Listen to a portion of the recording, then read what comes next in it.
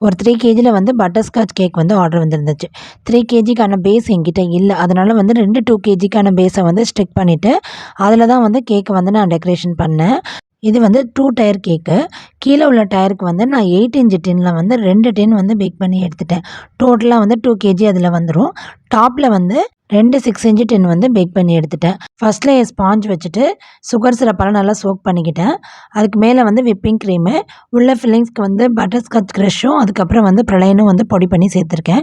டோட்டலா வந்து எனக்கு 6 லேயர் வந்துச்சு. நான் 6 லேயரையும் வந்து க்ரம் கோட் குடுத்து, உள்ள வந்து வுட்டன் டவல்ஸ் குடுத்துட்டு, ஃப்ரிட்ஜ்ல வந்து நல்லா செட் பண்ண வச்சுட்டேன். அதுக்கப்புறம் வந்து மேல வைக்கிற டயரையும் வந்து க்ரம் கோட் குடுத்து ஃப்ரிட்ஜ்ல நல்லா செட் பண்ண வச்சுட்டேன். இப்போ வந்து பாட்டம் டயர் வந்து ஃப்ரிட்ஜ்ல நல்லா செட் பண்ணி எடுத்துட்டேன். இதுக்கு வந்து இப்போ மெயின் கோட்டிங் குடுத்துக்கலாம். மெயின் கோட்டிங்க்கு வந்து நான் கிரீன் கலர்ல வந்து ஐசிங் பண்ணி எடுத்துட்டேன்.